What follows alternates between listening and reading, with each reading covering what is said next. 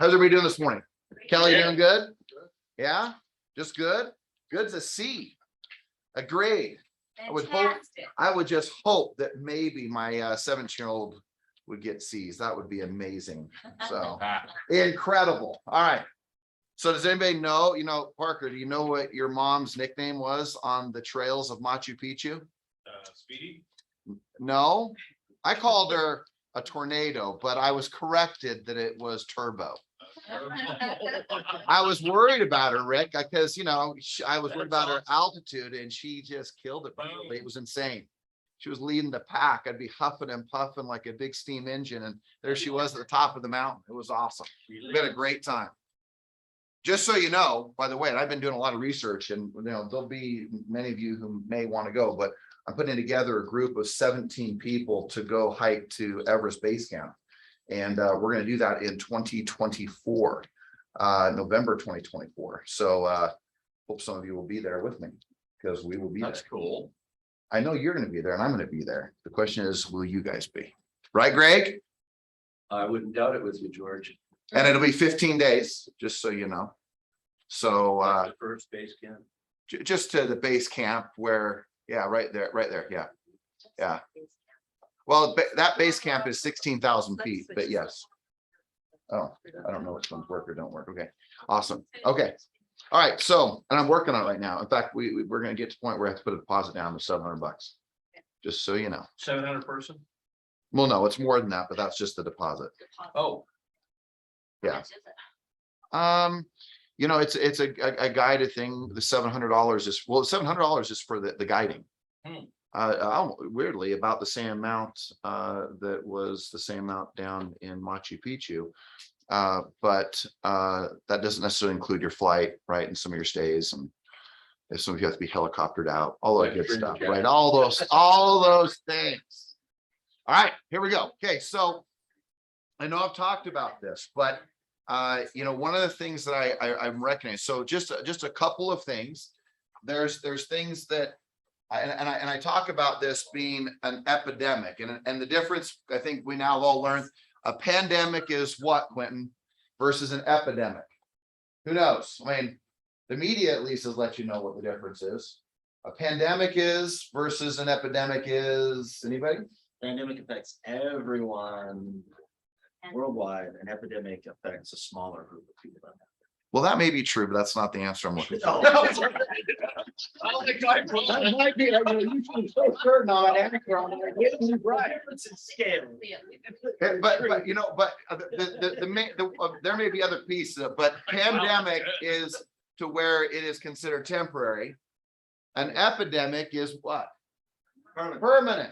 It's always here. Okay. So it may be that it affects smaller groups and large groups of people. I don't know the answer to that, but you seem so certain. I'm going to believe it. All right. But so I can't even question that. But isn't that so interesting how certain he is? I'm like, oh, maybe he's right. I don't know. But you might be right. I'm going to give it to you. But a pandemic versus epidemic. And I really think that there is an epidemic, which means it's always here, in this one thought. And that is what can we control versus what we can't control. And sometimes we quickly rush over this, but as a perspective this week, or maybe it was Friday, somewhere right in there, Friday, Monday, interest rates, does anybody know besides Jim what those just hit over? 7. No, 7. It's 7. Now can you buy them down? Can you do different? Yeah, but the rate, I mean, it was almost a reflection of what they did in the bond market in relationship to what happened or the Fed raise of a 3/4 almost became exactly what happened in the mortgage rates. So I just want you to think about that. There's things you can't control. So just the first thing I would just suggest to you is that the rates you can't control, and that will have an impact on the business. And when I was a new licensee, I can still remember a very close friend of mine pulling me aside. So we've certainly heard this, but I'll make it very quick, but pulled me aside, said, hey, what are you going to do when rates go up? And I got all nervous thinking, oh my gosh, well, what will I do? And I got myself into kind of a little bit of a panic internally and a little bit of a frenzy internally, and realized that it took me nearly probably 2 weeks to figure out that, okay, wait a second here. Homes will still always continue to sell, and just jumping ahead of that. I know this is not necessarily a new concept for some of you, but I just want to remind you that sometimes we forget what we can control. And these last 3 weeks, I mean, I've had a little bit of fun. I've been in Lake Powell, I've been down to Peru, Machu Picchu, then I flew over to Scotland, played 4 rounds of golf, and then flew back on Sunday. When those guys were all coming back, I flew over to Scotland because I had this thing that I'd signed up for a year ago and paid for. I missed most of it, but there was still a few things I wanted to do. So I went for 4 days to Scotland and then flew back. And as I was thinking about all the different things and watching just the dynamics of our world, the one thing I realized is that so often we get caught up into what we can't control. And I know I can go down a laundry list very, very quickly because I see it in agents, but if you could just for a minute, just blurt out just a handful of things we can't control still. Weather. There you go. And by the way, that is an interesting thing, because I actually like to make fun of that with agents. It's too rainy. I can't come in.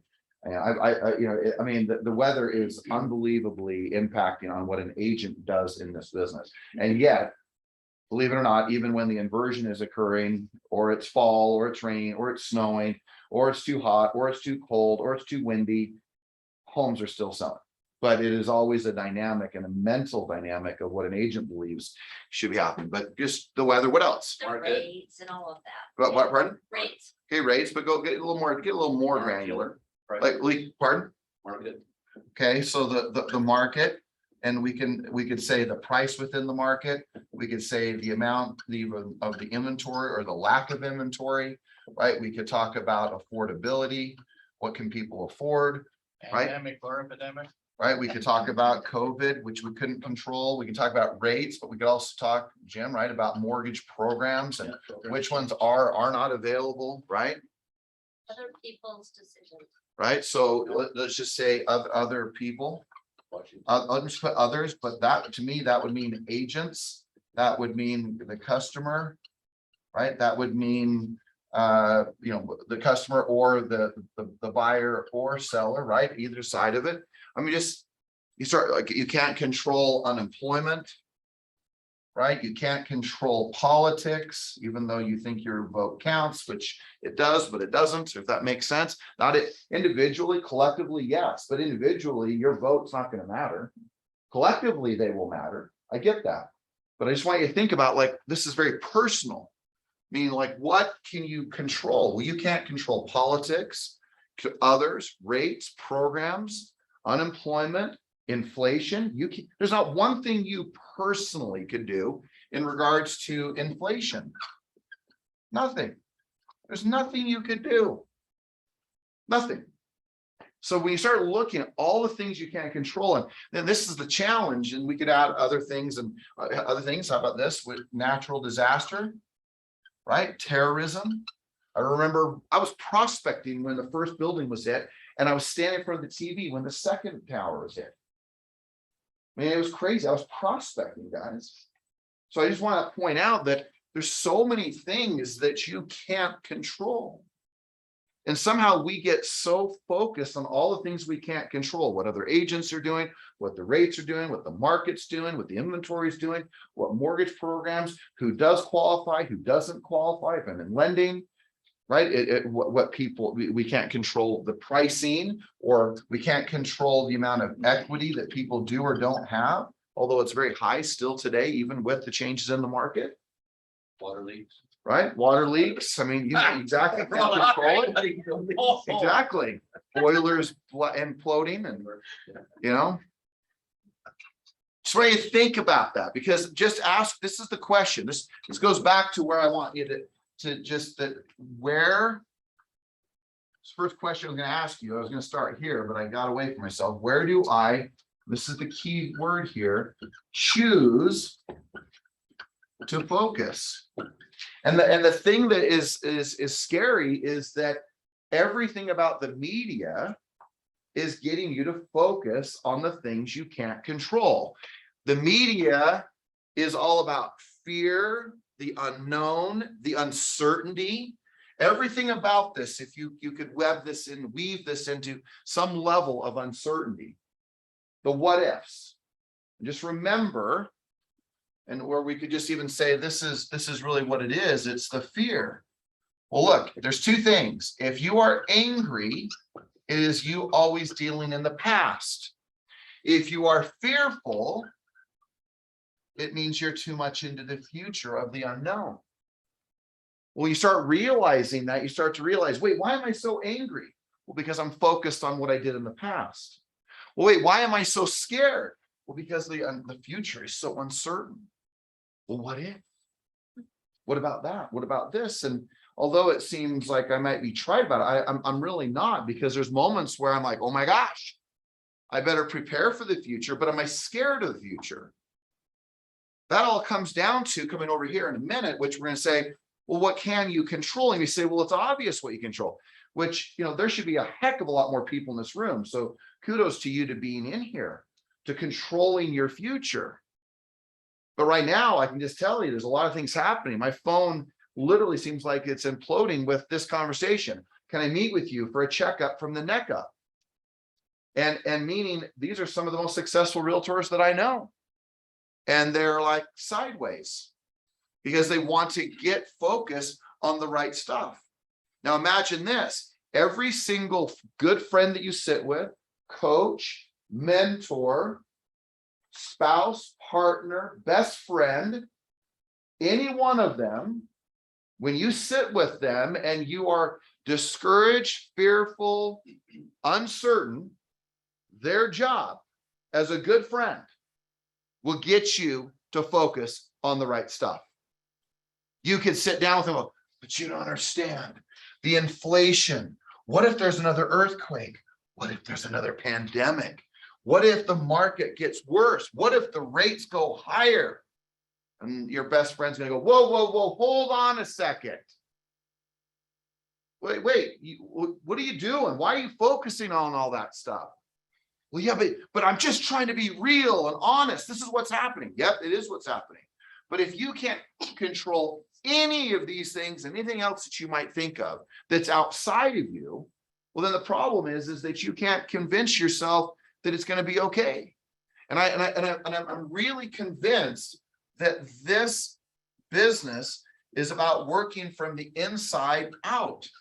And then the challenge is when you say things like, I need better leads, or the market's this, or the rates or that, everything is that you're focused on is outside of you. But if you first focus on inside, what's going on in here and what you are doing, then all of a sudden everything changes. That makes sense? Yes or yes, right? Yes. So the challenge is that I got to focus on what I can control.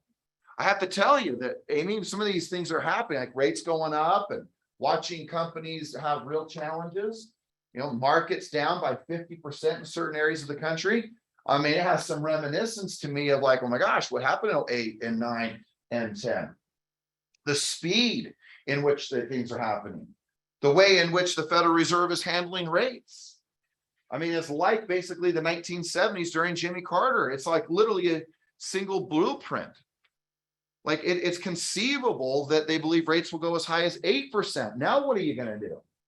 Are people going to buy?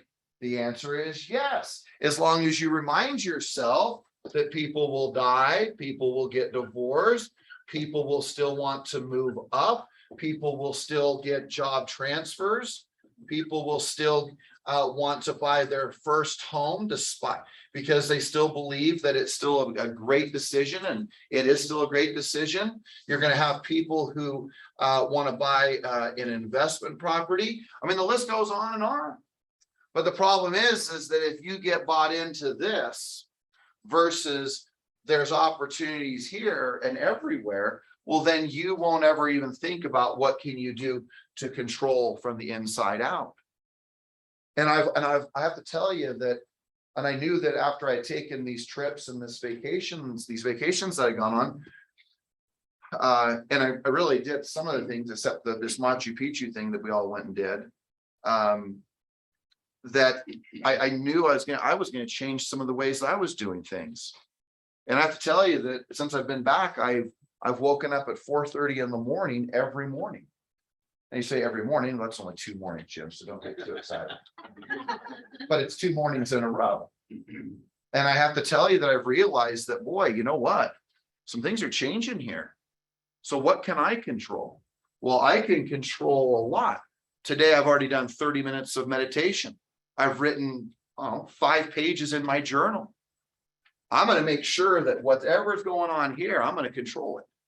And so I get hyper focused on my schedule, hyper focused on my disciplines, hyper focused on things I can do so that I don't ever allow this stuff to become the thing that does control me. And I'm just kind of the guy. I mean, I'm a pretty addictive human being, but I can say that the reason I'm probably not on drugs is because I can't stand being out of control. I like to be in control of my life. And if I'm not in control of my life, I have to figure out a way to get myself into control. Some level of certainty. When I feel uncertain, I have to get certain. So this, remember, is massive amounts of uncertainty.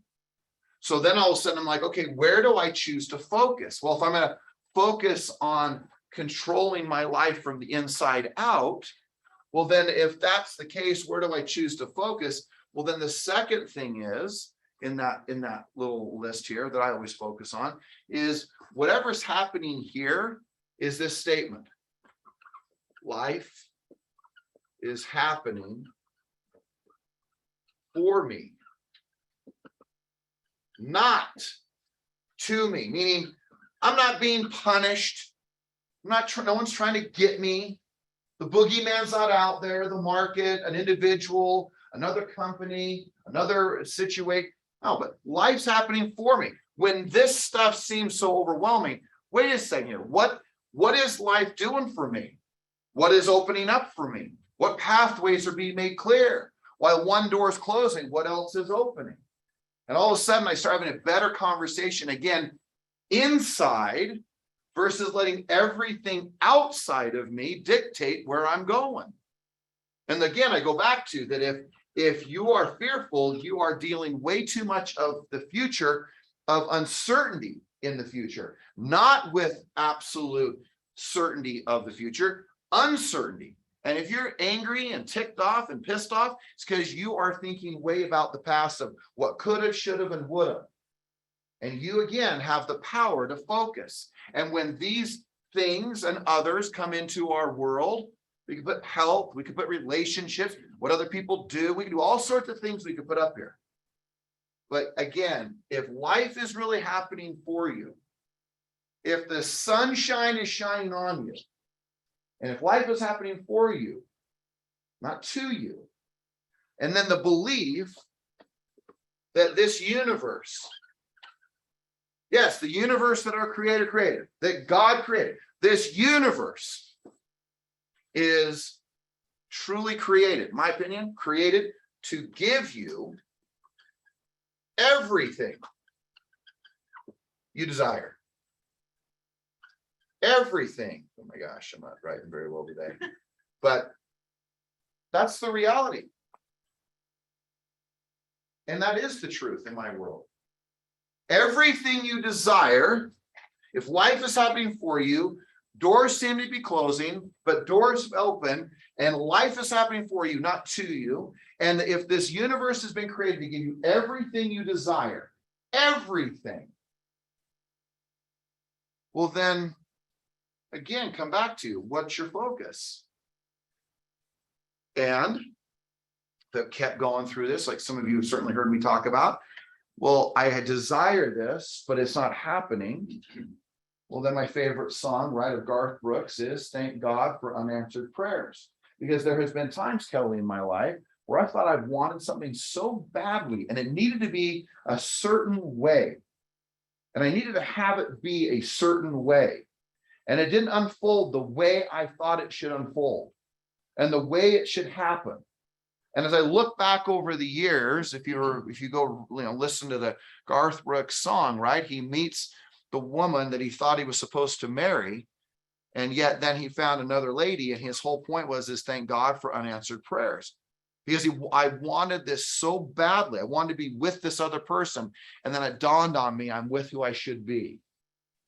My point is that if you keep focusing over here and you don't train your mind and you don't develop the strength to get it to where you choose to focus on what you should, you recognize you're not being punished, or that this life that you live in isn't to, you're not, there's nothing you can't have. There's no wealth you can't achieve. There's no many deals, certain number of deals you can or can't do. And if this universe is built to give you everything you want, then why aren't you getting it? And I can almost always tell you that it comes down to what you choose to focus on and what you choose to do. It is what your time is spent doing, and it is what you focus on. It is the energy. It is the flow of the vibration of your life. Because again, if even though you prospect, but you do it with the wrong energy, you do it with the wrong enthusiasm, you do it with the wrong vibration, you do it with the wrong spirit about yourself, you're never going to attract the people who want to be with you. You'll just, you'll finally prospect, you find somebody who's really negative. You'll be like, oh my gosh, we're just alike. And you'll probably work together. But if you are really wanting to be that light and vibrate that energy and that love and that goodness out to the world, well, then that's exactly what you're going to attract. But you have to do the work. You have to see the people, talk to people, be with the people, so they're attracted to who you are and what you've become. And that's the beauty of what this business requires of you. It doesn't require usually more leads. It requires you to be better at what you do than you ever have been. These markets that we're going through, they will absolutely refine you or get you out of the business or destroy you. That's what it'll do. It'll get you out, or you will refine yourself. You will become more because of it. And I sit in meetings like I did yesterday, and these were the words of this individual. I have done everything, and it's still not working. Now, I like what Tony Robbins says, you've done everything, but the one thing that would make it all work. And then I always say, which I did do this to this person, I said, everything, tell me what that means. You mean you tried 2 things. 3 things was what this individual came up with. And they said the word everything. And it's just not true. So you have an obligation to set an appointment every day. And some of you are okay not setting appointments in a day. Some of you, not all of you. But it became unacceptable to not set an appointment. It should be for a gym. It's unacceptable to not take an application every day. It should be unacceptable to not bring a recruit in like literally every day. It should be unacceptable that you don't have an appointment or take a listing every day. You'll say, well, what do you mean every day? Well, what is it? Do you go through your day going, well, it doesn't matter today. Okay, now today really matters. Okay, today I'm going to actually take a listing. Why not every day? Why not every day have a sale? Why not every day have a contract that you write? So much of it comes down to, what do you choose to tell yourself? Now part of that, right, is, and I didn't talk about this, but it's the story that you choose to tell yourself. See, right when I say, can you set an appointment every day, some of you shrink and constrict. Some of you, when I say take a listing every day, again, you shrink and you constrict and you try to ask yourself, is that really possible? It's all possible. But so much of it has to do with what your story it is that you tell yourself. What is possible for you?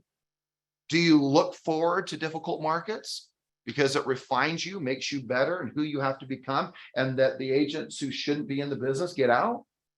Or is it the story that you tell yourself, which is, oh my gosh, what am I going to do? What am I going to do? How am I going to do this? Because I'm telling you, most agents, will, more than 50% of the agents in this marketplace will have never seen the market that's coming. And by the way, if you think 2022 has been a little rough, buckle up, because 2023 is going to be a hell of a lot harder. Like a hell of a lot harder. Not even close to what 2022 has been. George, I think that it's more close to like 90% of the agents in the business haven't seen what's coming. Probably true. Yeah, I mean, I think it's just it's staggering to see all the indicators that is creating that tsunami wave that will hit. But if you're prepared and doing your things every day that we do here, you'll have one of the best years in your life. You will. Yeah. So with close up on closing, what is it, 8:11? Yeah, it's 11. So just. By the way, I don't think it's a lot of things. Let me just ask you a question. What are you gonna control? Can I just write these up here first? First, you gotta control your mindset. Let's see, I have listened and read, and I already hit my reading goal. According to my Apple phone, it said, Chef, you just achieved your reading goal. And I had done that by 5:45 this morning. Right? My story always is with Joanna, where we went through a whole list of things of what we can do, right, to protect our mindset years and years ago. But the question I would ask you is, what are you doing to protect it? What are you reading? What are you listening to? You spend your time with? Are you coaching, mentoring? Are you exercising? You're doing your goals, vision, dream, writing your journal, besides what just happens in this meeting. Then second, just ask yourself, really, what are you doing with your skills? Are they really good enough? I used to practice 2 to 3 hours a day to get my skills where they needed to be when I was in the first years of this business. And yet we'll focus on the market instead of the skills. And what if you really spent 2 or 3 hours a day skills of working your skills and managing and improving your skills? And then the third is, you know this, you have to prospect. My observation is if you can control these 3 things, working from the inside out, your mindset, your skills, and your prospecting. And of course, to me, that just is simply discipline, is all I'm saying. But if you could do that every day, you won't worry about all these things because you'll have so many opportunities. But when you aren't doing those 3 things, then you have to give yourself an excuse. You have to say something like this. You have to say something like this that's going on, because this is about you messing up. This is about you making the mistakes. This is about you not doing what you're supposed to be doing. A lot easier to say, well, yeah, but the market, the rates, they couldn't qualify. The people, I mean, do you realize that a whole other segment of people can't qualify now?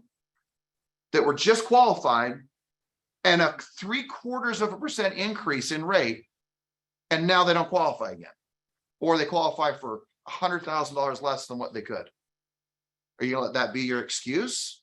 Or are you going to go find the people that are who have died, you know, the estate sales, the death, the divorce, the moving up, the job transfers, the first homes, the investment properties, the second homes, the bankruptcies, all of it exists. But if you don't talk to enough people, then this will be what you'll talk about. This will be what you think is your answer so that you can feel good about yourself. But if you get committed to working from the inside out, then everything down on that list, you will manage through it, and you'll have an exceptional time where you won't miss a beat. You won't even think twice of what the market's doing. You'll be like, oh, rates are what? Oh, I didn't know. But you can't speak that way when you don't do these things. And I'm telling you, what's going to happen very quickly here is people are going to be proved out. Meaning, are they for real, or are they just, I mean, close to this. Are they for real or not real? Meaning, was the market good, or were they good? And you're going to find out really quick who was good or who was great. I know this way I usually say it is, did you get better, or was the market just better? And if the market's getting worse, then is your business getting worse? That is an indication of your disciplines, your mindset, and the skills that each and every one of us brings to the table. Don't forget that the ultimate way to fix your future is you have to take personal responsibility. And when you forget that, then all of a sudden what begins to happen is we start blaming, and we start becoming victims. And we go down a whole other dialogue, but this is the victim mindset. This is the blame mindset. This is the victor's mindset. And all of a sudden, when you are in a place of victory, you're working from a place of personal responsibility, not blame and not victimization or rationalization. because you become the person you're capable of becoming. The best part about tough markets is it makes you have to become better, or blame, or victim, or wait, or go buy business, go all these sorts of things, that in the end, you'll still come back to here. The worse the market gets, less people will spend for leads. The worse the market gets, the more blame will occur. But there'll be a few who will figure this out and realize the market has no bearing on their future. Okay? All right, sorry, I took a little bit extra. All right, let's roll. Here we go.